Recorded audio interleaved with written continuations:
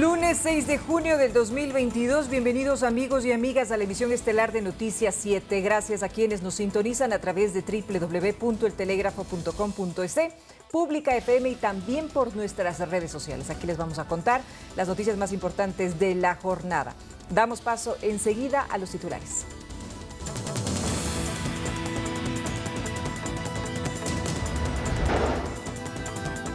Gobierno central y alcaldes del país se reunieron en Quito para delinear acciones contra el crimen organizado. Ecuador recibirá más de $2 millones para potenciar el sistema penitenciario a través de tecnología y la creación de una escuela especializada. Estados Unidos retiró la visa americana al asambleísta Ronnie Aliaga tras su supuesta implicación en una fotografía junto a Javier Jordán, prófugo de la justicia ecuatoriana. En los deportes, Rafael Nadal extiende su ventaja como máximo ganador de torneos del Grand Slam. En lo internacional, cientos de personas marcharon para pedir que se incluyan los derechos de la comunidad LGBTI en la Cumbre de las Américas.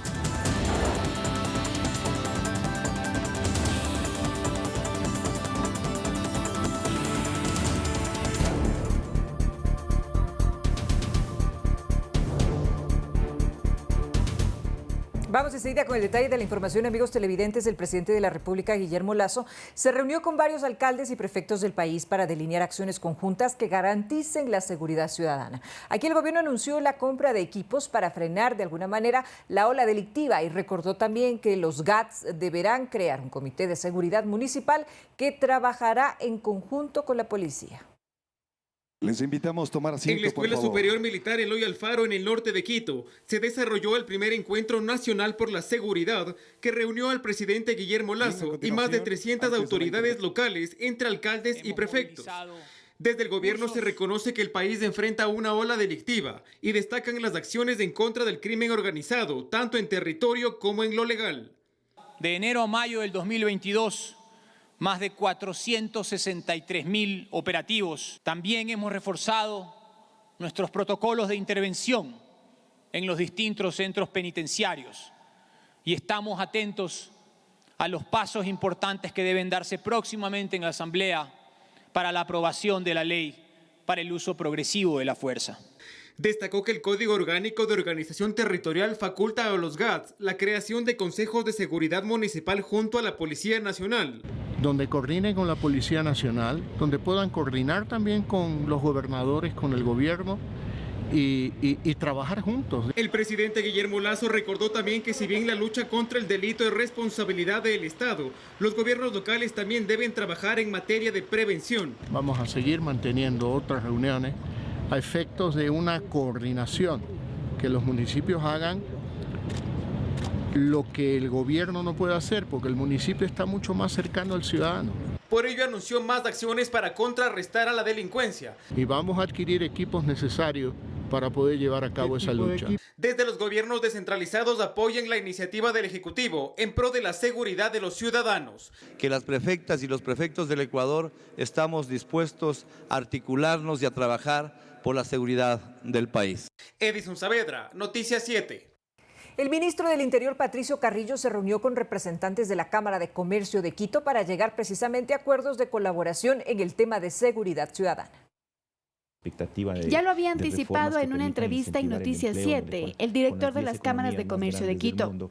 De hecho, el día lunes ustedes van a tener conocimiento de una iniciativa ya concreta en la ciudad capital, donde todo el sector productivo de la mano del municipio y del gobierno nacional estaremos planteando una alternativa, una iniciativa para la seguridad en la capital de la República. Finalmente, la reunión se llevó a cabo con el ministro del Interior, Patricio Carrillo, a la cabeza, además de autoridades capitalinas como el alcalde Santiago Guarderas. Una respuesta en donde todos los ecuatorianos podamos unir esfuerzos.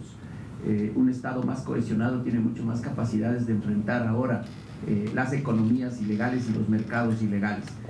Es muy valioso que tanto los sectores productivos, la red de farmacias, los transportistas, la sociedad civil, podamos trabajar en forma conjunta para justamente convertirnos en esta red de vigilancia preventiva y reactiva.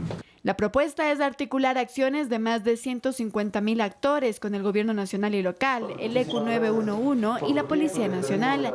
La red estaría conformada por miembros de la seguridad privada, transporte escolar y pesado, la Asociación de Bancos Privados y más. Y toda la red de comercio e industria de la ciudad de Quito para prevenir y lograr tener acciones en conjunto frente a esta iniciativa. En la reunión mantenida la mañana de este 6 de junio, se recordó además que la ciudad de Quito recibió en semanas pasadas 280 policías y se reabrieron 20 unidades de policía comunitaria. Andrea Orbe, Noticias 7. Continuando con el tema de seguridad, en la Comisión de Movilidad del municipio de Quito se iniciará el tratamiento de un proyecto de ordenanza que regule la movilización de 2 pasajeros en una motocicleta. La Comisión de Movilidad del municipio de Quito ya tiene listo un texto alternativo para proponer dentro de la misma una regulación para los pasajeros que vayan en moto, es decir, prohibir que vayan 2 personas ahí. El presidente de dicha mesa municipal, Omar Ceballos, detalla cifras que, según dice, les han hecho pensar que la propuesta será importante. Desde el año 2017, que eran aproximadamente 820 delitos cometidos con este tipo de vehículo, al año 2021 se ha incrementado a 1.400 y pico, lo que obviamente resulta totalmente preocupante. En días pasados, el concejal Bernardo Abad y presidente de la Mesa de Seguridad había confirmado que el proyecto de ordenanza debería salir de la comisión encargada de movilidad. Si la Comisión de Movilidad toma esta iniciativa, deberemos analizarla desde todos los puntos de vista para determinar si conviene o no conviene el regular o restringir el que haya 2 personas en moto. La idea básica sería que sea focalizado en sectores y focalizado en horarios esta prohibición de 2 personas en una moto. Según Ceballos, lo que también propone el texto es que haya identificación en la placa y el casco de los conductores. Casi todos los delitos, yo diría el 90% o más de los delitos que se cometen en motos, se cometen en motos que no tienen placas, que no tienen identificación. Se prevé tener reuniones con gremios que estén relacionados a este medio de transporte. Aprovecho para hacer la invitación a las asociaciones de motociclistas a que vengan y sean parte de la construcción de esta ordenanza. No será sino hasta el miércoles 8 de junio que se dé la primera cita para elaborar este proyecto de ordenanza y que luego pase al primer y segundo debate. Andrea Orbe, Noticias 7. El uso legítimo de la fuerza y la protesta social es uno de los aspectos que se debate precisamente en este momento en la Asamblea Nacional. Un sector de Pachacutic, por ejemplo, cuestiona la norma, mientras que los proponentes de la iniciativa aclaran que la ley garantiza los derechos humanos. Este martes se retoma el segundo y definitivo debate de la ley de uso legítimo de la fuerza y se determinará si procede o no la votación en bloque, como planteó la asambleísta del ala rebelde de Pachacutic, Patricia Sánchez, quien cuestionó en cómo se aplicará la norma en casos de protesta social. El uso legítimo de la fuerza se vuelca contra el descontento social tras una cortina de control del crimen. Es por ello que dice se debe votar excluyendo este apartado, algo que rechaza el legislador Ramiro Narváez, quien es el ponente de la ley. Hay una mala interpretación por parte de ellos. Hemos sido cuidadosos en cumplir con los estándares internacionales vinculados al tema de derechos humanos. Narváez explica que la norma excluye a la protesta social de problemas de orden público. Incluso se elimina el requisito de exigir permisos para organizar estas actividades y se le obliga al Estado a proteger a través de la Policía Nacional a aquellas personas, a aquellos ciudadanos que están realizando esta protesta social. Y también plantea la eliminación del uso de municiones letales y no letales. Cuando hablamos de prohibición de armas letales, también se incluye la prohibición de estas municiones recubiertas de caucho. En todo caso, está pendiente el debate de esta norma que se prevé ser extenso. Carolina Bastante, Noticias 7. Ecuador recibirá más de $2 millones para potenciar el sistema penitenciario a través de tecnología y la creación de una escuela especializada. Así, los recursos van a llegar gracias a un programa de cooperación de la Unión Europea con nuestro país. Recursos destinados al sistema penitenciario ecuatoriano llegan a través del Programa de Asistencia contra el Crimen Transnacional Organizado, que financia la Unión Europea. Durante el último encuentro del Grupo de Cooperación en París, el SNAI logró concretar el apoyo internacional que alcanzan los 2,5 millones de dólares. Dentro de estos 2,5 millones va a estar el sistema informático penitenciario, la conformación de la primera escuela de agentes penitenciarios. La iniciativa busca reformar a través de la capacitación el sistema penitenciario ecuatoriano en medio de una crisis de seguridad. Tenemos 2 becas para que 2 agentes penitenciarios se trasladen a la República de Argentina, al Servicio Penitenciario Federal de Argentina, estudien por 4 años. Y de esta manera vengan como instructores. Para recibir el desembolso se realizarán trámites administrativos. Mientras tanto, el SNAI abrió un proceso para la incorporación de 1.300 nuevos agentes penitenciarios y 100 inspectores para los centros de adolescentes infractores. Carolina Basante, Noticias 7. Un tribunal de la Corte Nacional emitió el mandato de ejecución para que el excontralor Carlos Polit pague una indemnización al Estado. Les vamos a contar, amigos televidentes, los detalles de esta importante noticia cuando regresemos de la pausa.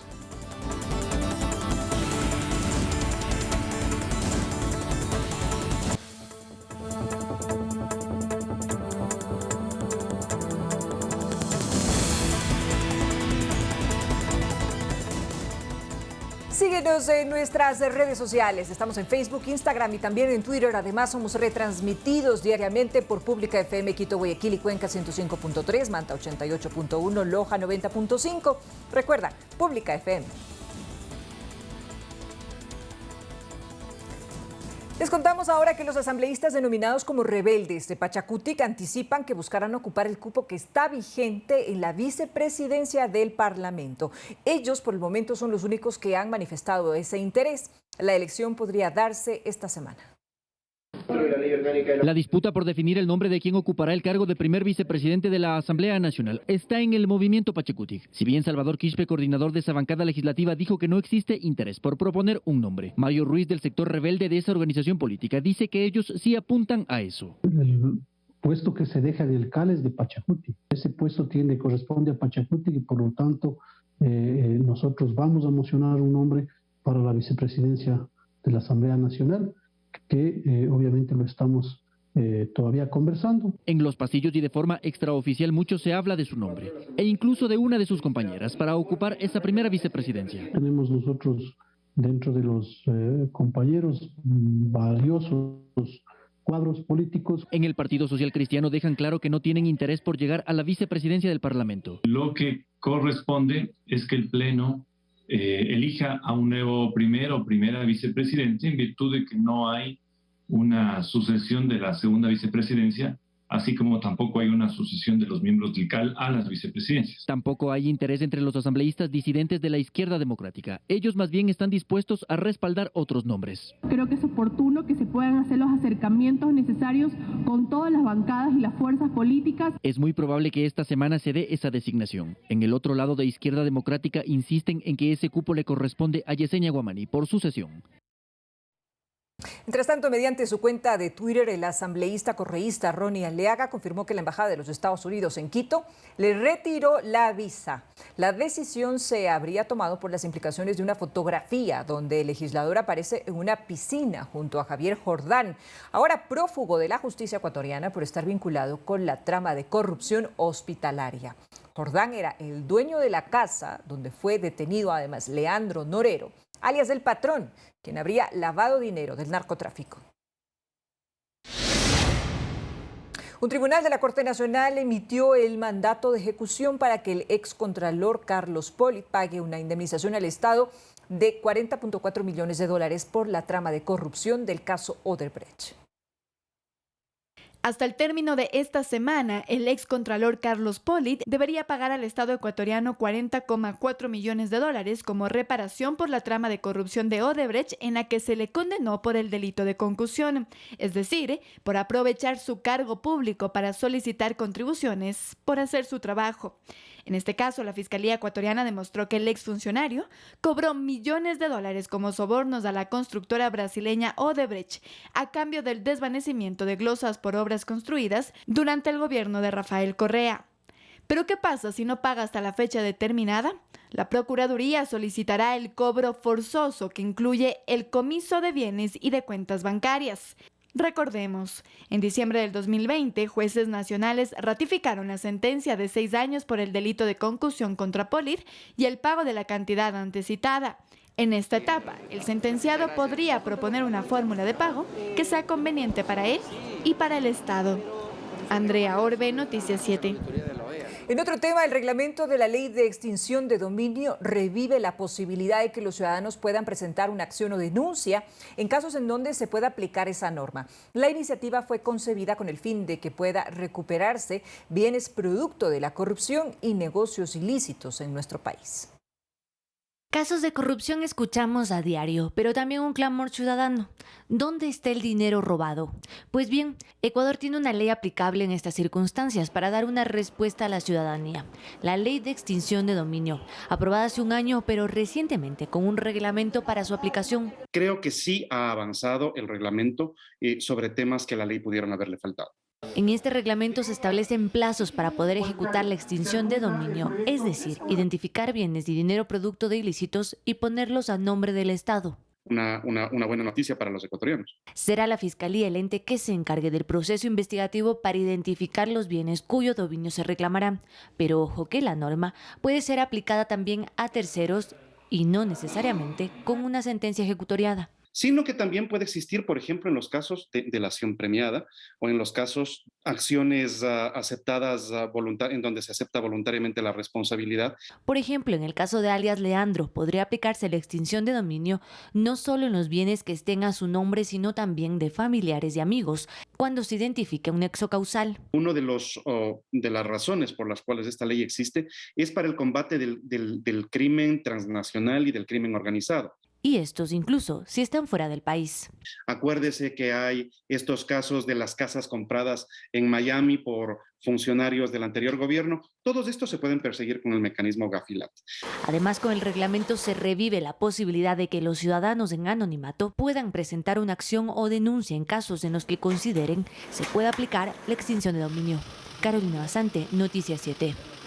La Cámara de Pesquería del Ecuador informó al gobierno su decisión de retirarse de las mesas de negociaciones para el Tratado de Libre Comercio con México.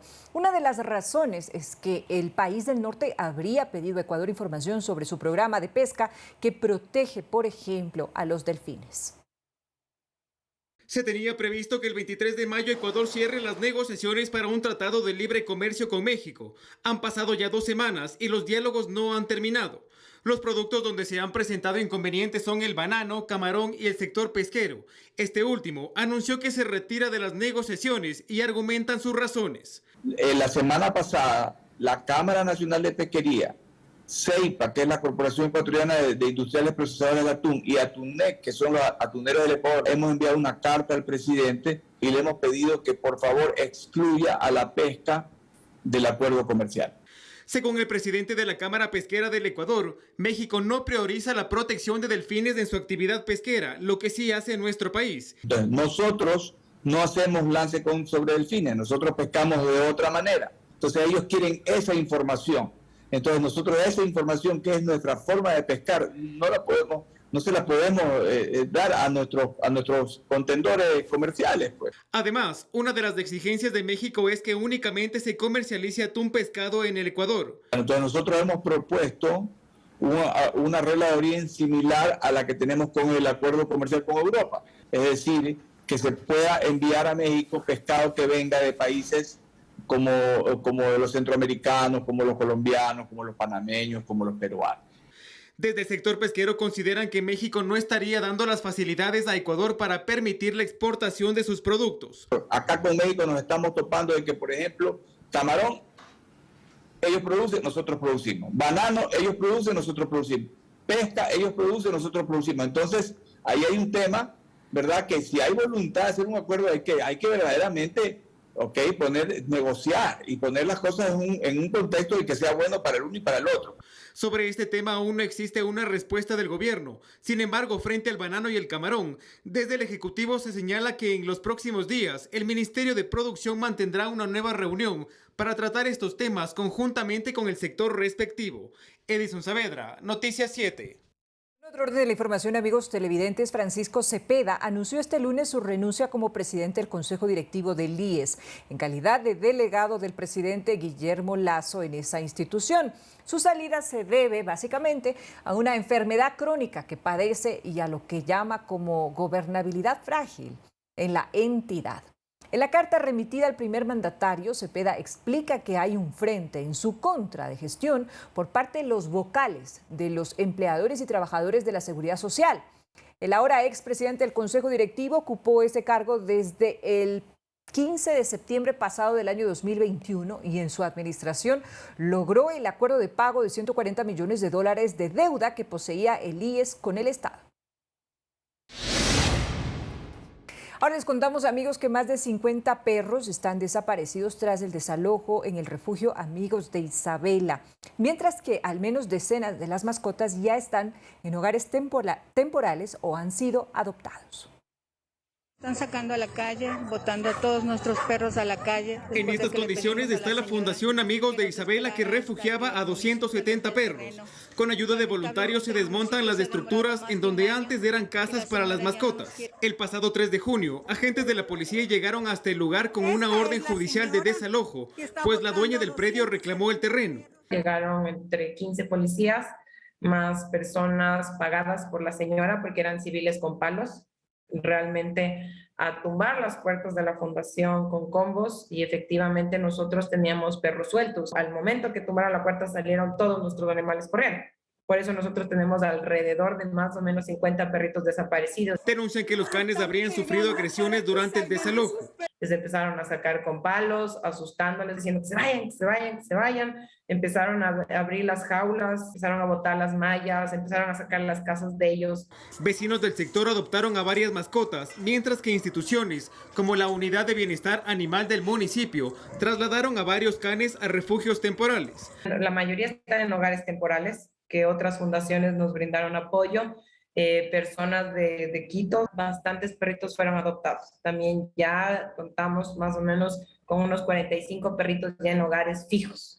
Este lunes, representantes del refugio mantuvieron una reunión con el procurador del municipio para encontrar una posible salida al problema y encontrar un nuevo terreno. Lo que ellos se comprometieron es pues reenviarles a ellos, y ahora que la zonal se encargue de revisar eso y regresarles a ellos completa la información. Dijeron que este proceso, esto se demora de 1 mes a 2 meses, recién en ver si aprueban de Procuraduría, porque de ahí va espacio público y de ahí va el consejo. Actualmente el refugio se encarga de la alimentación y asistencia médica de las mascotas en hogares temporales y piden al alcalde Santiago Guarderas, así como concejales, que faciliten un predio para poder seguir ayudando a perros en situación de vulnerabilidad. Edison Saavedra, Noticias 7. La tarde de este 6 de junio, Quito soportó un fuerte aguacero acompañado de granizo y truenos. En la avenida Simón Bolívar, amigos, se registró descenso de agua que arrastró escombros que terminaron sobre la calzada, lo que provocó obviamente una congestión vehicular terrible. Inclusive se produjo el choque de un vehículo. Finalmente, esta vía que comunica el extremo norte con el sur de la ciudad fue rehabilitada. Cuando regresemos de la pausa, por primera vez desde el año 1994, Estados Unidos es anfitrión de la Cumbre de las Américas frente a varios temas sensibles por discutir. Ya les contamos precisamente cuando regresemos de la pausa.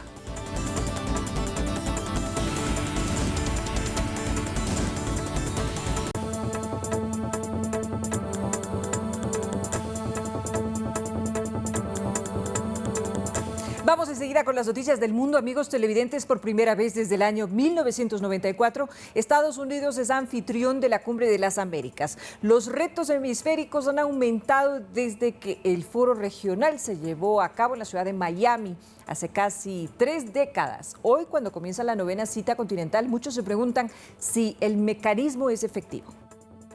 35 países de América Latina participaron en la Cumbre de las Américas de 1994. La región experimentaba el comienzo de una ola democrática. Todos los gobiernos que asistieron fueron elegidos mediante elecciones libres, excepto por Cuba. Cumbre era de alguna manera un club con una visión política, no solamente económica, sino también política, de un club de países donde la democracia era esencial y fundamental. En 1991 se firmó la Resolución 1080 de la OEA. Este fue el primer mecanismo donde los países se comprometieron a fortalecer la democracia, pero con el tiempo varios gobiernos en América Latina empezaron a dar un giro a la izquierda y buscaron alianzas con Cuba. Por lo tanto, la Cumbre de las Américas, que tuvo su origen en ese renacimiento democrático de la región, hoy en día no lo tiene y eso la devalúa bastante. La situación política de Nicaragua, Venezuela y Cuba ha estado en el centro del debate en la realización de la 9ª cumbre auspiciada por Estados Unidos. La voz de Cuba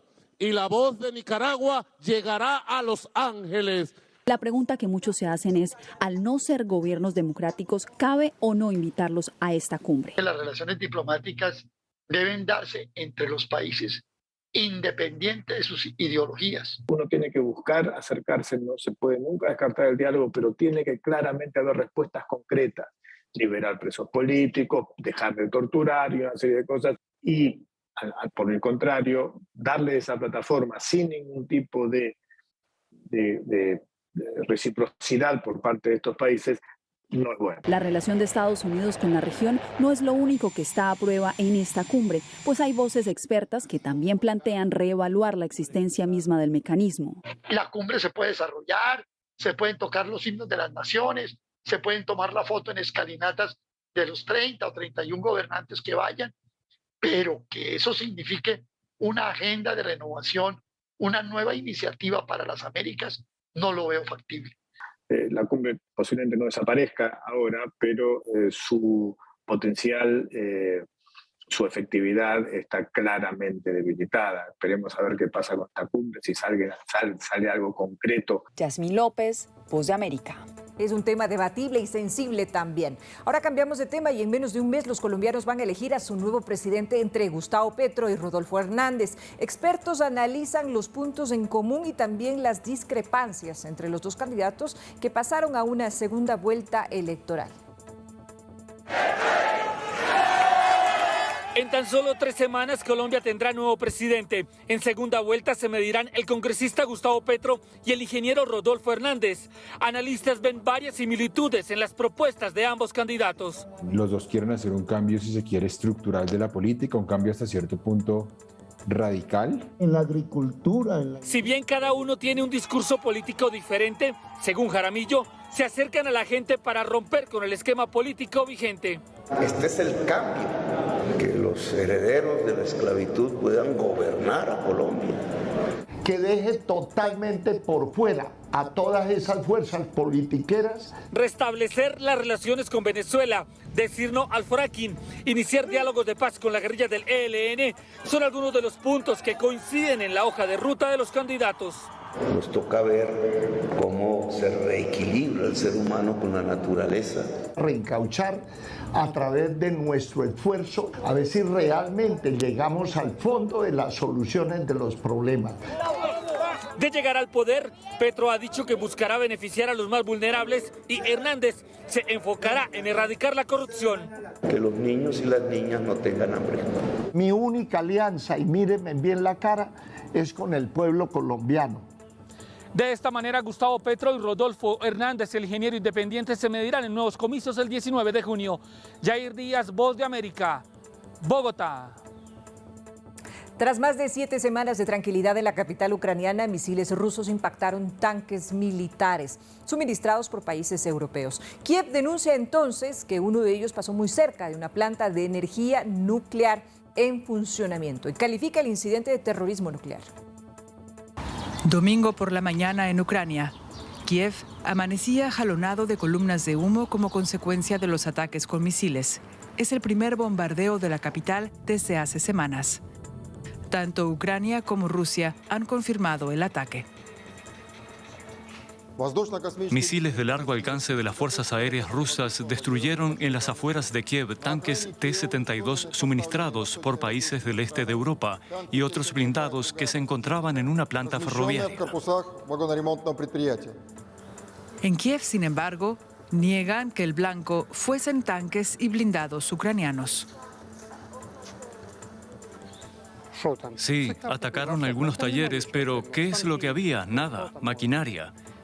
¿Qué se esperaban? ¿Equipamiento militar o algo así? Es una fábrica corriente, no militar.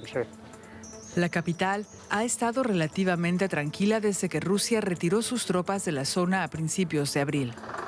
Sin embargo, a muchos no les sorprenden los bombardeos. Cuando salimos al patio ya habían parado. Estamos acostumbrados. Los funcionarios ucranianos denuncian que uno de los misiles impactó peligrosamente cerca de una central nuclear en funcionamiento. El presidente ruso, Vladimir Putin, había amenazado con golpear nuevos objetivos si Occidente enviaba misiles de largo alcance a Ucrania.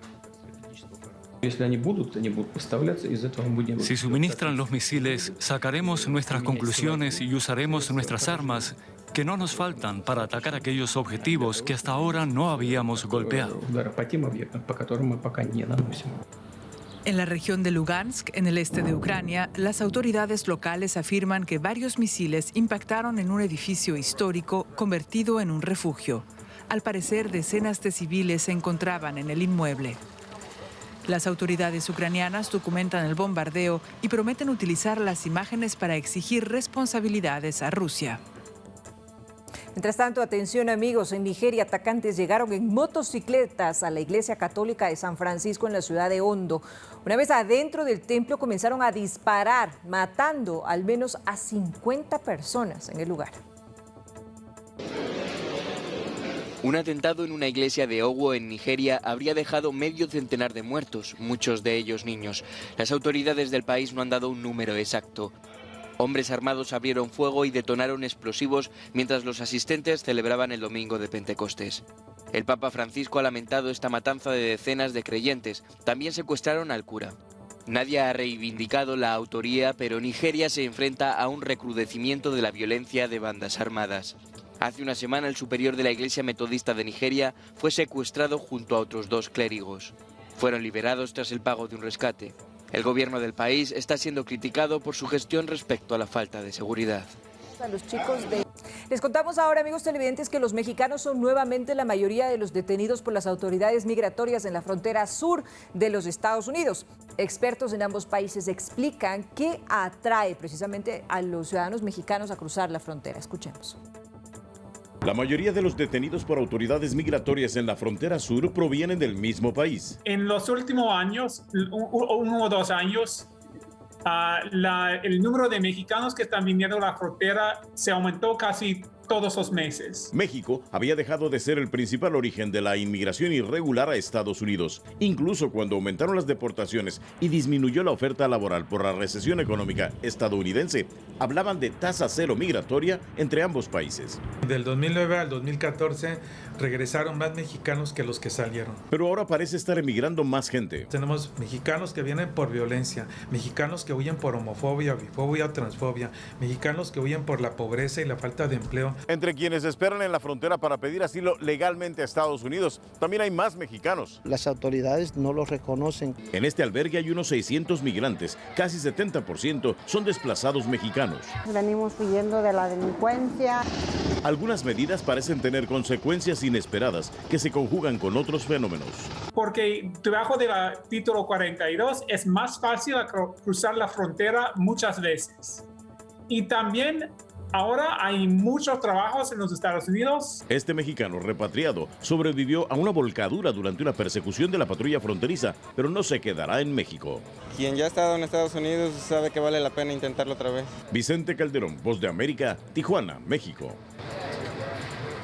Atención amigos, según los estudios realizados en Europa, el número de abusos e intimidación infantil en este continente incrementó desde el año 2010. Es por eso que las empresas tecnológicas, la sociedad civil y sobre todo el gobierno se reunieron para hablar sobre el abuso infantil online.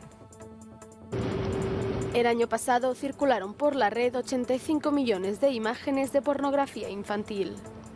Los estudios sugieren un aumento del 6.000% desde el año 2010. Los gobiernos, la sociedad civil y las empresas tecnológicas se han reunido en Bruselas este miércoles y jueves en una cumbre mundial para combatir el abuso infantil en línea.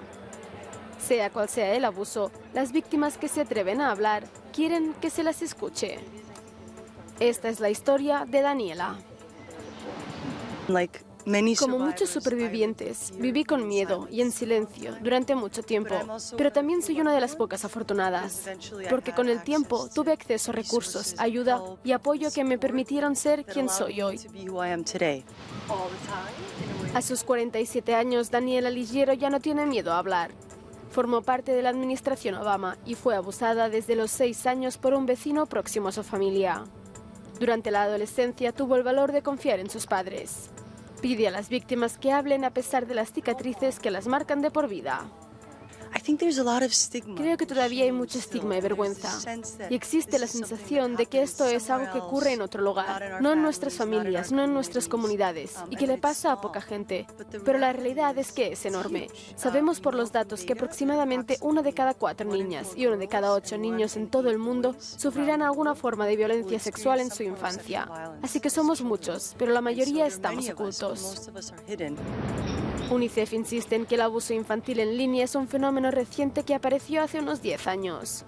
Pero las consecuencias son de por vida, porque Internet no olvida. Estamos hablando de millones de imágenes de niños que siguen circulando. Cuando esta imagen vuelve a circular, se está retraumatizando al niño. El niño nunca puede deshacerse de estas imágenes. Imagina que fuiste abusado en tu infancia. Cuando creces como persona, esa imagen tuya sigue circulando siempre. Es interminable, es inmortal, nunca desaparece.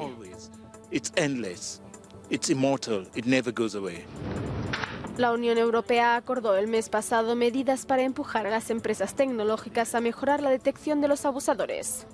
Lo más importante para las víctimas es que se haga justicia, independientemente de cuándo llegue. En Estados Unidos, el amor al arte en todas sus expresiones y las historias que están conectadas con cada obra son parte precisamente de las razones de 2 curadoras de arte hispanas en la Galería Nacional del Retrato en la ciudad de Washington. Conozcamos un poco más acerca de la labor.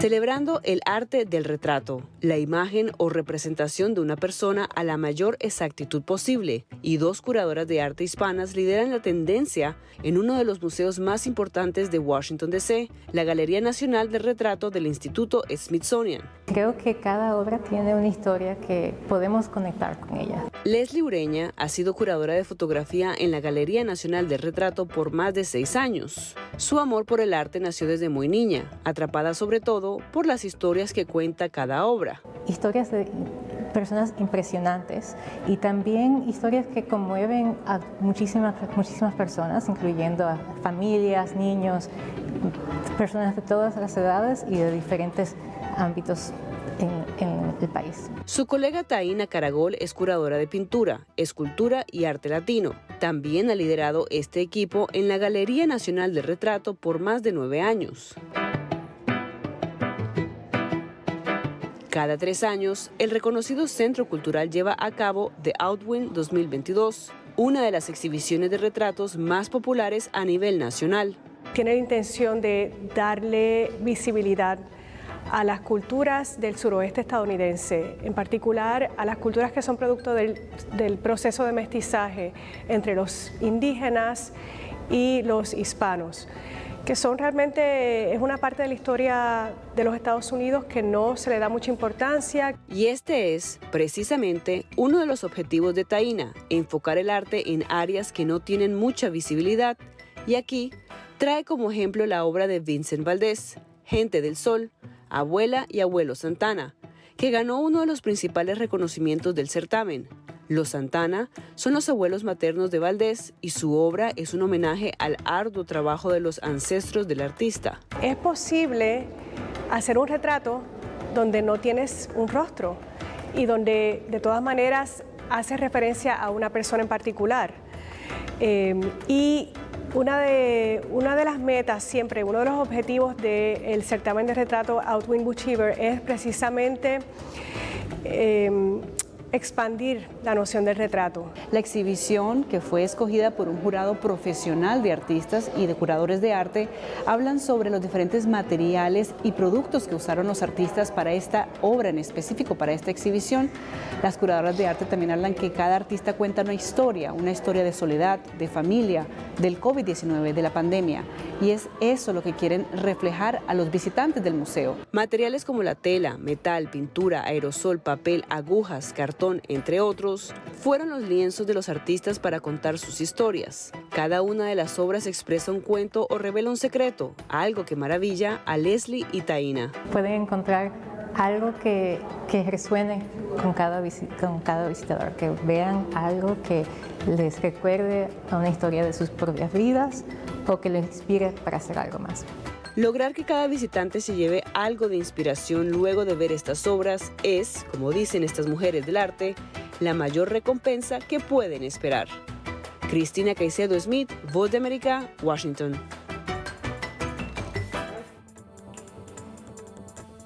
Cuando regresemos de la pausa, amigos televidentes, Rafael Nadal extiende su ventaja como máximo ganador del torneo de Grand Slam sobre Roger Federer y además de Novak Djokovic con 22 títulos en estos campeonatos mundiales de tenis. Les contamos los detalles cuando regresemos de la pausa.